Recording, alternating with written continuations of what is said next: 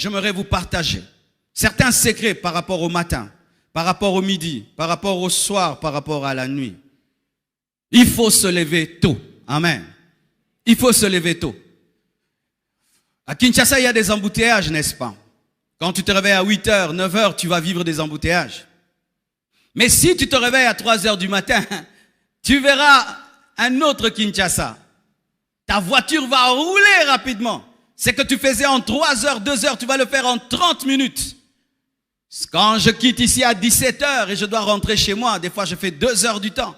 Mais quand je quitte chez moi à 4h30, j'arrive ici en 20 minutes. Mais c'est toujours le même trajet. Mais c'est le temps qui a changé et le résultat a changé. Frères et sœurs, tu dois commencer à prier lorsqu'il n'y a pas beaucoup d'embouteillages spirituels. Soyez des hommes qui se réveillent très tôt matin. Développe une habitude de te réveiller très tôt matin. Sur le plan même physique, soyez des hommes qui se réveillent très tôt matin. À moins que tu aies beaucoup prié la nuit ou beaucoup travaillé la nuit. Mais si tu ne l'as pas fait, ne soyez pas des personnes qui dorment jusqu'à 10h, 12h. C'est la pauvreté. Et je t'assure, tu n'auras jamais une grande dimension spirituelle. Même pour prier. Parce que lorsque tu te réveilles en retard, les enfants se sont réveillés, tout le monde, les gens travaillent, parlent, dérangent, le voisin commence son chantier, il casse. Mais quand c'est 3h du matin, quand c'est 4h du matin, tout est calme. C'est pourquoi Jésus priait très tôt matin. C'est pourquoi Jésus priait très tôt matin. Ton Seigneur priait très tôt matin. La Bible dit dans Marc 1, verset 35, c'est parmi mes versets préférés. Vers le matin, pendant qu'il faisait encore très sombre donc c'est vers 3h, 4h du matin, n'est-ce pas? Vers le matin, pendant qu'il faisait encore très sombre, il se leva et sortit pour aller dans un lieu désert où il pria. C'était le secret de Jésus. Je veux être comme Jésus. Voici un secret de Jésus. Il se réveillait vers 3h, 4h du matin et il allait dans un lieu désert. Pourquoi? Pour ne pas être dérangé. Et il priait. Et c'est là qu'il recevait les miracles et les prodiges qu'il devait faire. L'homme qui se réveille très tôt matin voit la journée avant la journée et peut la donner de un nom. Car c'est celui qui voit le bébé en premier qui dit que tu t'appelles Gaylor. Et tous ceux qui viennent en retard, ils trouvent déjà un nom. Et celui qui se réveille le matin peut déclarer une chose sur la journée. Elle sera ainsi parce que tu l'as vu naître. Il faut te réveiller très tôt matin pour voir la journée se lever. Quand elle naît, tu lui donnes un nom. Journée de gloire, journée d'onction, journée de puissance, journée de ceci. Alléluia. Apprenez à vous lever le matin.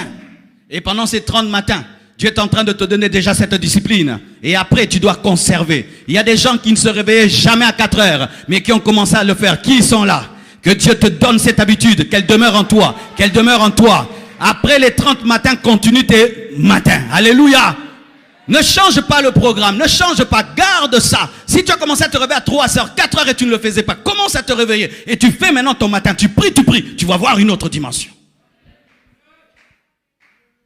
J'aime quand je me réveille et tout le monde est endormi, toute la maison est à moi. J'aime. Là tu sens vraiment que tu as le contrôle.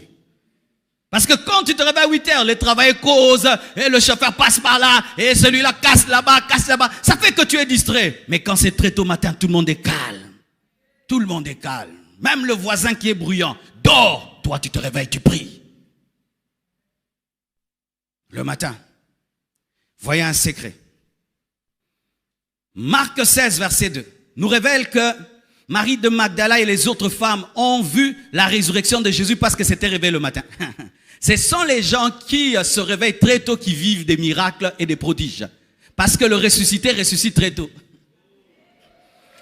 Marc 16, verset 2 à 4. La Bible dit, Marc 16, 2 à 4. Le premier jour de la semaine, le premier jour déjà de la semaine, elles se rendirent, pas le deuxième ni le troisième, elles étaient pressées, elles étaient dans l'urgence. Le premier jour de la semaine, elles se rendirent au sépulcre de grand matin. Donc c'était entre 3h et 4h du matin. Comme le soleil venait de se lever, elles disaient entre elles, qui nous roulera la pierre loin de l'entrée du sépulcre? Et levant les yeux, elles aperçurent que la pierre qui était très grande avait été roulée très tôt matin. Très tôt matin, la pierre est roulée. Très tôt matin, tu vas te rendre compte que Jésus est ressuscité. La puissance de la résurrection se manifeste dans les personnes qui sont matinales.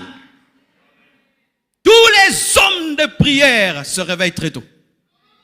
Tous les hommes de prière se réveillent très tôt.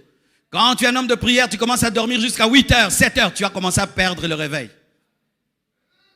Tous les hommes de prière se réveillent très tôt. Et de sorte même que si tu ne veux pas te réveiller, tu es tellement habitué à te réveiller à cette heure-là, tu es réveillé. Ça t'arrive? Tu dis, non, je dois dormir. Non, tu es tellement habitué que même si tu restes sur le lit, tu sens, c'est bon. J'ai pris seulement. Alléluia. Que Dieu te donne cette discipline de te réveiller le matin, de travailler le matin. Frère, j'étais là avec ma fille, je crois que c'était hier. On était en train de prendre quelque chose ensemble. Et puis, on s'est dit, oh, mais papa, tu sais, nous, on est en train de manger à cette heure-ci, mais il y a des gens qui dorment à cette heure-ci. C'est-à-dire, nous, on a écouté la parole, on a mangé, mais eux, ils sont en train de dormir. Tu vois, pendant que toi, tu dors, tu es en train de rêver de devenir riche. Quelqu'un est déjà en train de devenir riche. Pendant que tu rêves de faire des miracles, il y a quelqu'un qui est déjà en train de faire des miracles. Pendant que tu rêves aller au boulot, il y a quelqu'un qui est au boulot. Pendant que toi, tu rêves construire, il y a quelqu'un qui est dans son chantier. Celui qui se réveille en avance, il a des plus longues journées que toi et plus d'opportunités que toi. Il y a un basketteur, on lui a dit, quel est ton secret? On m'a dit même, c'est le secret de Ronaldo, je crois. C'est que lui, avant l'entraînement, il s'entraîne déjà. S'il y a 4 heures d'entraînement, lui, il a un entraînement avant. Ainsi, si les autres s'entraînent 4 heures, lui s'entraîne toujours 8 heures. Vous n'aurez jamais le même niveau. Toi, tu te réveilles à 10 heures. Moi, je me réveille toujours à 4 heures du matin. J'ai une longue journée. De 4 heures à 10 heures, j'ai 6 heures où je peux lire un livre, je peux prier, je peux faire une affaire, je peux sortir et revenir pendant que toi, tu dors. Là où toi, tu commences, moi, je suis déjà là et j'ai déjà des résultats. Et les hommes qui ont une grande destinée ont besoin de temps. Les hommes qui ont beaucoup de choses à faire sentent que 24 heures ne suffisent pas. Ainsi, ces hommes se réveillent très tôt pour maximiser la journée. Mais lorsque tu te réveilles à 10h, 12h, 10h, 12h, 10h, 12h, ça prouve déjà que tu n'as pas conscience de la grandeur de ta destinée. Tu peux dormir ainsi si tu es malade, mais tu es fort comme tu es. Et non, mes frères, n'aimez pas le sommeil, n'aimez pas vos lits. Amen, hein? N'aimez pas le sommeil. Lisez l'histoire de tous les hommes qui ont réussi. Ils n'ont pas aimé le sommeil. Certaines grandes entreprises qui influencent le monde ont commencé dans des bureaux. Ces jeunes dormaient dans un bureau, travaillaient dans le bureau, vivaient dans le bureau, mangeaient dans le bureau. Et ils ont fait des entreprises qui bénissent le monde entier. Même si ce sont des païens, ça bénit le monde entier. Ils se sont privés de sommeil. Le matin. Midi, c'est quand on mange. Frère, priez avant de manger. Dis à ton voisin, prie avant de manger. Et on ne prie pas comme ça avant de manger. Père éternel. Il y a des gens qui prient pendant que la cuillère déjà a commencé. Et quand c'est dans la bouche, sanctifie ce qui est déjà entré là-bas. Tu es un gourmand. Vous qui aimez parler du monde des ténèbres, je vais un peu vous parler du monde des ténèbres. Vous savez qu'il y a des nourritures envoûtées. Vous savez que tu peux avoir une cuisinière qui est sorcière. Tu sais que tu peux aller dans un restaurant, la bouffe qu'on donne là-bas, c'est la chair humaine. Tu sais que tu peux aller quelque part, la nourriture est empoisonnée. Tu sais que tu peux aller quelque part manger, la nourriture est avariée. Est-ce que tu vas visiter la cuisine qui prépare ta nourriture? Des fois, ta nourriture tombe par terre, on ramasse et puis on remet sur l'assiette. Oh, vous ne savez pas ça? L'homme est terrible, hein? Il peut se moucher comme ça et puis il te donne, oui? Vrai ou faux? Est-ce que vous veillez sur la propreté de tous vos travailleurs? Est-ce que tu es dans le secret s'il a bien lavé les mains? Et alors quand ta nourriture vient, il y a des microbes dedans, il y a des démons dedans, il y a des bactéries là-bas, il y a des là. Oh, rindabashaka. Ça purifie, ça enlève la sorcellerie, ça enlève les microbes, ça enlève tout. Jésus, le Fils de Dieu qui a créé le poisson, a rendu grâce pour avoir le poisson. Jésus pouvait dire, poisson, je t'ai créé, je te mange sans intercession ni prière. Mais il rendait grâce. Jésus rendait grâce de manger ce qu'il a créé. Jésus aimait beaucoup les poissons. Mais pour chaque poisson, il a rendu grâce. Pourquoi? Il était un homme et devait être un exemple d'action de grâce. Tu sais pourquoi tu manges beaucoup, mais tu es malade malgré que tu manges des choses entre guillemets vitaminées? C'est parce qu'il n'y a pas les vitamines de Dieu. Et quelqu'un d'autre ne mange que des légumes, comme Daniel, mais il a des vitamines. Bénissez votre eau, bénissez vos légumes, bénissez votre pain, et tu auras la santé divine. Frères et sœurs, les ténèbres existent. Il y a des gens qui ont mangé quelque part. Depuis que tu as mangé là-bas, tu as senti une chose, la nourriture n'est jamais descendue. Oui, mes frères, ce sont des choses qui arrivent. Hein. Tu manges, mais tu sens que là, c'est toujours là. Mais c'est passé, mais c'est toujours là. Et tu sens que depuis que tu as mangé cette nourriture, tu commences à étouffer spirituellement. Pourquoi? Parce que tu es glouton. Un idolâtre. Oui, les gloutons sont des idolâtres. Les hommes qui devant la nourriture oublient Dieu sont des idolâtres. Comment vraiment un foufou peut te faire oublier Dieu? Vraiment, ça c'est l'idolâtrie de niveau. Hein? Frère, vous qui priez quand vous mangez, Dieu vous a délivré de beaucoup de poisons. Dieu vous a délivré de beaucoup de maladies. Dieu vous a délivré de beaucoup d'envoûtements. De beaucoup d'envoûtements. La Bible dit que nous devons manger toutes choses avec action de grâce. Toutes choses, même l'eau, avec action de grâce. Il fut un temps, j'avais une maladie de la peau. Dieu m'avait même dit, chaque fois que je me lavais, de bénir l'eau. Et j'étais guéri. J'étais guéri. Ma peau brûlait tout le temps, tout le temps, tout le temps. Dieu m'avait dit, bénis même ton eau quand tu te laves. Il y a 2 sœurs, ou 3 même, j'ai vu des miracles pareils. Une sœur est venue me voir un jour, elle avait une maladie de peau. Et puis Dieu m'a dit, dis à cette sœur, chaque fois qu'elle se lavera, qu'elle bénisse son eau.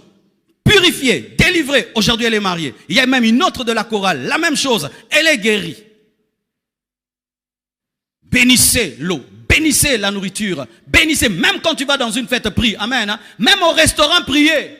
Je vois des gens quand c'est le restaurant, hey, je m'en fous.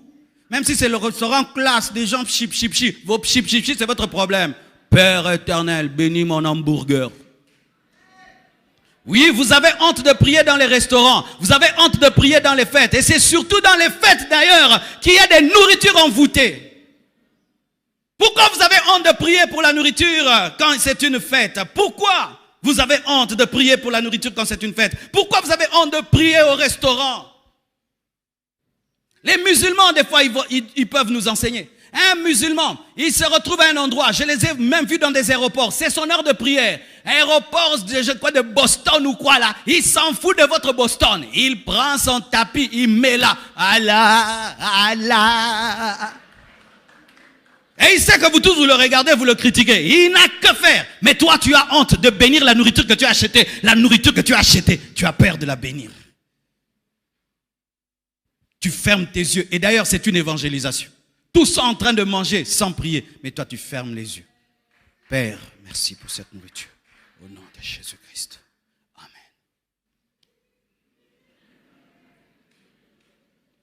Père, merci pour ce sucré. Amen. Merci pour l'eau, même l'eau. Merci pour l'eau. Amen. Je vous donne le verset. 1 Timothée 4, verset 4. La Bible dit ceci. 1 Timothée 4, verset 4. Car tout ce que Dieu a créé est bon, et rien ne doit être rejeté, pourvu qu'on le prenne avec action de grâce. Pourvu qu'on le prenne avec action de grâce. C'est-à-dire sa valeur vient de l'action de grâce. Si tu ne rends pas grâce, ça n'a pas de valeur. Pourvu qu'on le prenne avec action de grâce. Parce que tout est sanctifié par la parole de Dieu et par la prière. Quand tu pries, la nourriture est sanctifiée. L'eau est sanctifiée par la parole et par la prière. Même si on a mis le poison, même si on a mis la sorcellerie, ça ne te fera rien. Même si ton cuisinier est un sorcier, quand tu pries, ça ne te fera rien. Dites amen. Même si tu vas dans un restaurant de sorcellerie, quand tu pries, ça ne te fera rien du tout. Mais tu dois prier, tu dois rendre grâce. La nuit, mes frères, est faite pour dormir, mais priez toujours avant de dormir. Alléluia. Priez toujours avant de dormir, à moins que tu aies prié toute la journée et tu dois te reposer la nuit. Mais si tu as eu une journée normale, mes frères, priez toujours avant de dormir. Je viens d'avoir une expérience qui a conforté ma position. Dernièrement, j'avais prêché et j'étais rentré à la maison très tard. Parce que des fois, je quitte ici à 22h, mes frères. Alors, j'étais arrivé à la maison, je crois, à 22h30. Alors, j'étais fatigué, je me suis dit, je vais me reposer et je prierai vers 2h, 3h, mais je me repose un peu. Je n'avais pas respecté mon programme de prier avant de dormir. J'ai dit non, je suis vraiment fatigué, je vais dormir et 2h, 3h, je vais me réveiller pour prier. Et qu'est-ce qui se passe? Notre fille, la cadette, se réveille et vient frapper à notre porte. Qu'est-ce qu'il y a? Oh, j'ai entendu une voix. Où? Une voix dans ma chambre.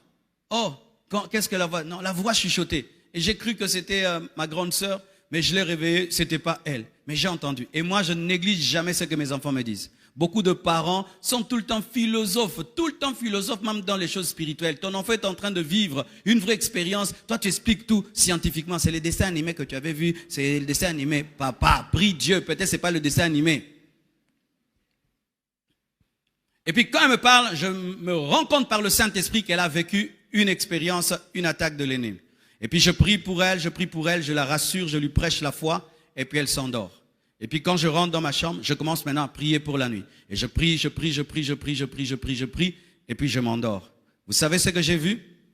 J'ai vu dans cette nuit-là que je dormais. Mais je dormais dehors. J'étais comme dans un jardin. Et je dormais.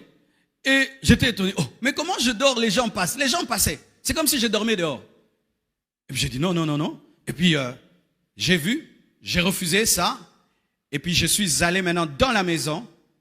Et puis j'ai vu une clôture, grande clôture en fer, en métal, une porte métallique, une grande grue électrique qui traversait tout le jardin. Boum! Et ça bloquait. Et puis Dieu m'a dit, c'est ce qui arrive. Quand tu pries, tu scelles ta maison. Vous fermez les portes physiques de vos maisons. Est-ce que vous fermez les portes spirituelles? Tu es toujours, papa, celui qui dit, est-ce que tu as fermé la porte? Tu vérifies toujours les portes. Tu vérifies si c'est fermé. Est-ce que tu vérifies que les portes sont fermées spirituellement? S'il y a des voleurs physiques, il y a des voleurs spirituels. Ah oui, mes frères, le monde spirituel existe. Le monde spirituel existe. Vous fermez les portes de vos maisons. Vous fermez les portes de vos chambres. Est-ce que vous fermez les portes spirituelles de vos maisons, de vos enfants, de vos chambres? Chaque fois que je dois dormir, je scelle ma maison, je scelle l'église de l'Imité, je scelle toute la communauté compassion, je scelle tous les noyaux compassion dans le monde, je scelle le quartier, c'est ça que je fais toujours. Pourquoi? Je suis le surveillant. Je suis la sentinelle. Et ce jour-là, je me suis dit non, je me repose un peu et Dieu m'a montré en soi ce qui se passe quand je prie. Je ferme réellement la porte, mais une porte tellement grande, mes frères, qui entourait toute la parcelle. Ah, je suis fatigué. Et arrêtez ces prières-là. Seigneur, tu sais que je suis fatigué. Alléluia.